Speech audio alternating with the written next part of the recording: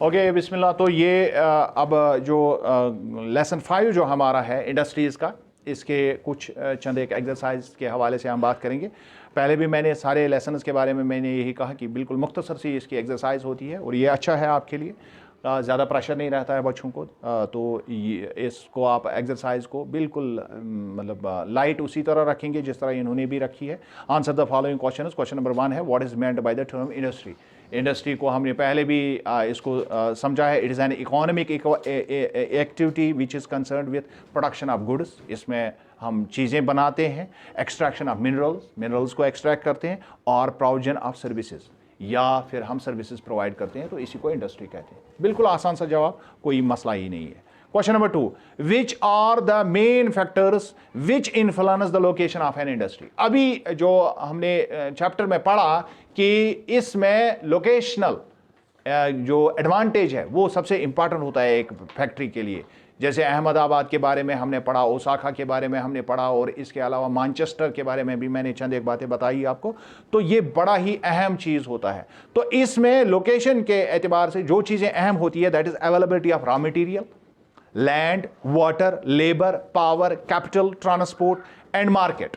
अगर ये factors available हैं तो वहां पर आसान होती है एक इंडस्ट्री को लगाना है। These are the main factors which affect the location of an industry.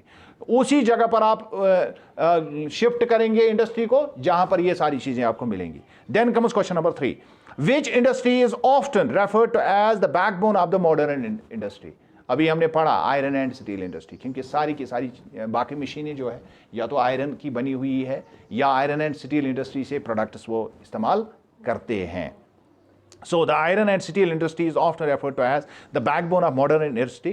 इसको backbone इसीलिए modern industry का कहा जाता है because almost everything used by us is either made up of steel, या तो हम जो इस्तेमाल करते हैं वो तो स्टील से बना हुआ, और is made by machines which are made up of steel, या उन मशीनों से बना हुआ है जो स्टील की। मिसाल के तौर पर आपके हाथ में जो है पेंसिल है, तो ये पेंसिल जो है उस मशीन से बना है जो असल में स्टील की बनी हुई है।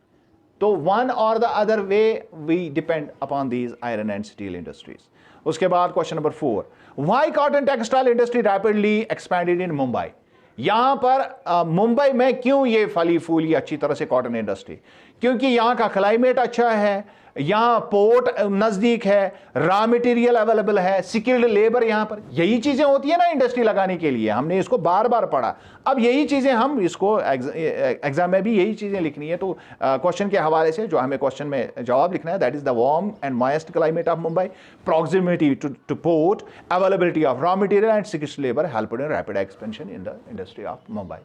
ये बिल्कुल आसान सा सवाल है, कोई ज़्यादा इसमें मसला नहीं है। उसके बाद आते हैं टिक क्रॉस। तो इसमें for it is Fort Gloucester is located in West Bengal. 1818 में सबसे पहला जो यहाँ पर इंडस्ट्री लगाई गई है, सबसे पहला, ये पहला ही वाला आंसर इसका, कैलिफोर्निया और गुजरात नहीं है, हाँ वेस्ट बंगाल, वही मैंने कहा, वेस्ट बंगाल को ठीक आएगा। उसके बाद दूसरा पार्ट इसका है, which one of the following is a natural fibre. Nylon, jute, acrylic, आप जानते हैं, वेरी गुड। ये तो बिल्कुल ये जो हल हुई उनका सवाल है। उसके बाद आता है question number 3, distinguish between the following agro based and mineral based industry. तो ये आसान है, एग्रो और मिनरल, जिनमें मिनरल इस्तेमाल होता है तो मिनरल बेस्ड कहलाती है, एग्रो इस्तेमाल होता है एग्रीकल्चरल प्रोडक्ट्स। बिल्कुल आसान है, कोई मतलब इसमें कोई बड़ी टेक्निकलिटी नहीं है।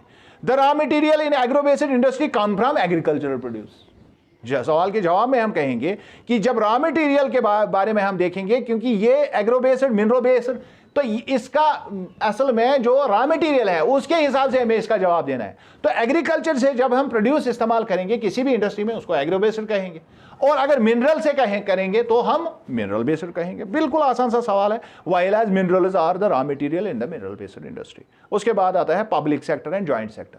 पब्लिक सेक्टर जो गवर्नमेंट की अपनी होती है, जैसे हमने सेल और हाल अभी सुबह मैंने आपको इसमें पढ़ाया था। Public sector industry is owned by the government. Public sector किसकी होती है? गवर्नमेंट की होती है। और जॉइंट सेक्टर जो होता है वो दोनों उसमें होते हैं। Industry is jointly owned by government and private sector. तो प्राइवेट वाले भी उसमें, प्राइवेट पार्टीज भी उसमें होती है और गवर्नमेंट भी उसमें होती है।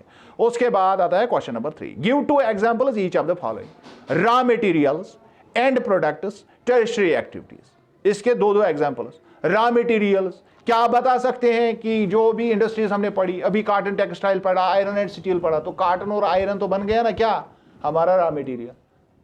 आप तो हजारों लिख सकते हैं, लेकिन अब चूंकि हम बड़ी इंडस्ट्रीज की बात कर रहे हैं तो इसका कार्टन एंड आयरन और आ जाएगा, पहले वाला रॉ मटेरियल तो वही हम यूज करते हैं। एंड प्रोडक्ट उसका क्या बनता है, अगर आप कार्टन को देखेंगे तो उसका क्लॉथ बनता है, कपड़ा बनाया जाता है, और आयरन और का क्या बनता है, स्टील बनता है। तो आगे प्रोडक्ट।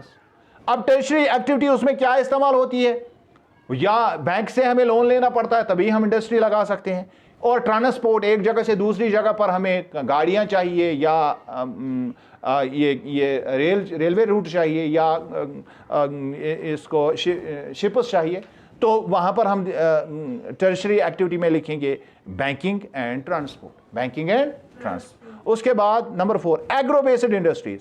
कोई भी एग्रो बेस्ड इंडस्ट्री आप ले लें जिसमें एग्रीकल्चर का प्रोडक्ट इस्तेमाल होता है, मिसाल के तौर पर शुगर मिल में शुगर जो है गन्ने का इस्तेमाल होता है शुगर बनाने के लिए, और कॉटन टेक्सटाइल्स भी हम असल में एग्रो बेस्ड इंडस्ट्री है, क्योंकि उसमें हम कॉटन बॉल्स या कॉटन का इस्तेमाल करते हैं कपड़ा बनाने के लिए, तो शुगर एंड कॉटन सबसे बड़ा आ जाएगा। उसके बाद कॉटन कोटेज इंडस्ट्री अगर आपको बतानी हो, या कोटेज इंडस्ट्री जिसको हम कहते हैं, को घर में जो हम करते हैं, आमतौर पर हमारे यहाँ इलाके में कुम्हार हैं, घर में पोट्री बनाते हैं।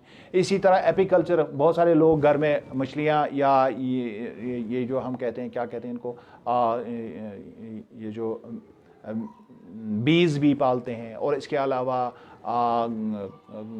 वो सिलिक वर्म्स पालते हैं। तो इस तरह के कल्चर को इसमें से कोई एक भी आप लिख सकते हैं। आप लिखिए पोट्री एंड एपीकल्चर आप लिखिए। और इसके बाद आता है कोऑपरेटिव्स। कोऑपरेटिव्स ये 2 मिसालें आपको देनी है। सुबह हमने इसको पढ़ा था, अमूल और मदर डेयरी। लिज्जत भी लिख सकते हैं आप, अमूल, लिज्जत, मदर डेयरी। 2 से ज़्यादा, 3 से ज़्यादा भी आप जा सकते हैं। तो ये हो गया इसका क्वेश्चन आंसर। और बाकी इंशाल्लाह अब हमारे 2 लेसन्स रह गए हैं, इनको भी कोशिश करेंगे इसी हफ्ते इनकी रिकॉर्डिंग बनाने की इंशाल्लाह। Thanks a lot. अस्सलाम वालेकुम।